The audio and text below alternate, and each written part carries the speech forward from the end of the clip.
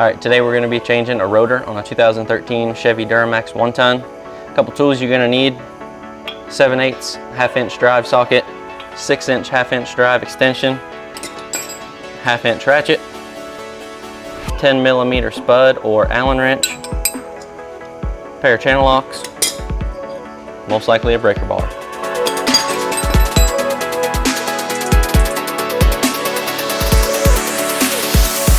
Alright, after you take off your wheel, first thing you're going to do is take off these 8 nuts back here. After you remove those nuts, you can now remove your wheel mount. Next, you're going to want to take your 10mm spud or wrench and place it on the back side of your caliper. You're going to separate your caliper from your caliper mount so we can change the pads on our caliper as well.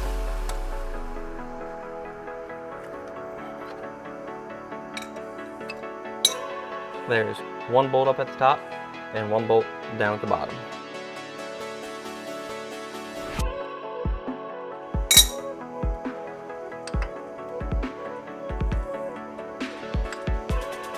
You don't necessarily have to fully remove these bolts. You can just leave them sit in the caliper.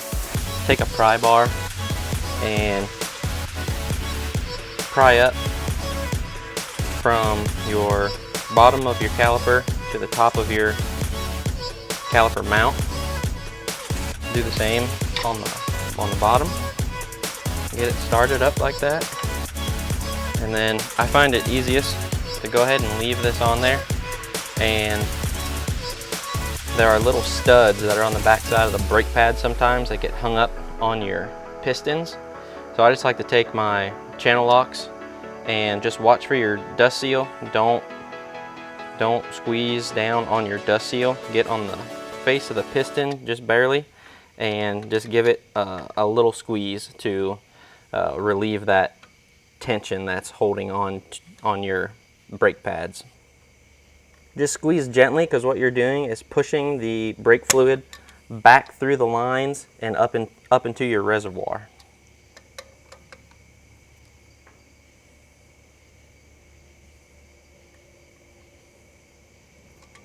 Now we'll be able to easily remove this caliper off the mount.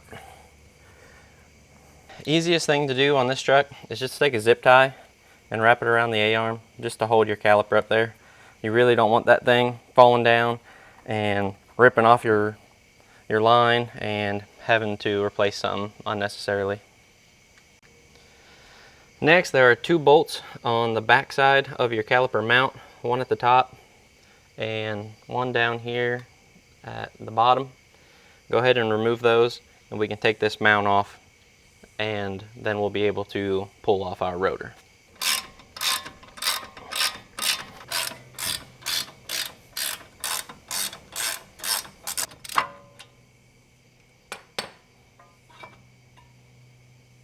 After removing the mount, now you can just pull off your rotor.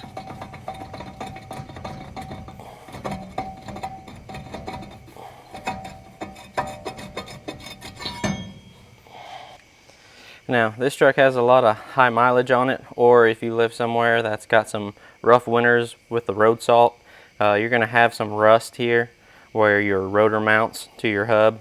Go ahead and just take some 80 grit sandpaper and just trying to remove some of that rust before installing your new rotor.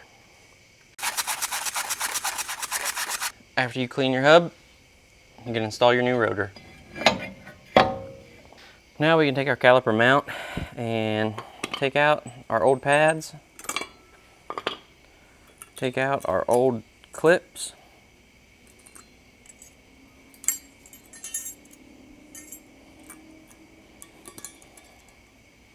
now we can install our new clips, and we'll wait to put our pads on until we get the mount back on the truck.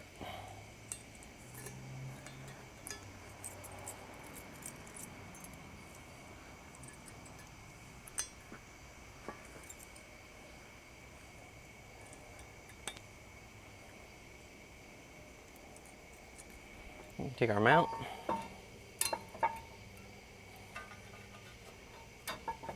put it back on, and install your 2 bolts.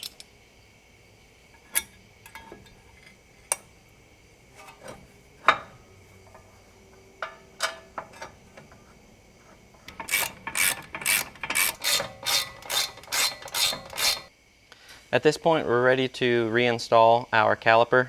If you are installing new brake pads, you are going to need to make sure that both pistons are retracted completely in order for it to slide back over the rotor and your new pads. So the easiest thing to do is to take an old brake pad and put it against the pistons, and then take your channel locks and gently squeeze until both pistons are completely retracted.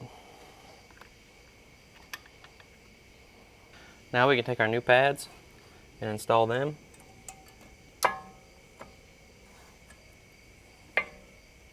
Now we can cut our zip tie and reinstall our caliper.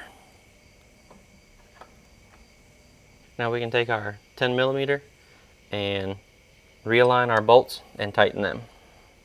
After tightening both bolts on your caliper and both bolts on your caliper mount, then you can reinstall your wheel mount and reinstall all 8 nuts.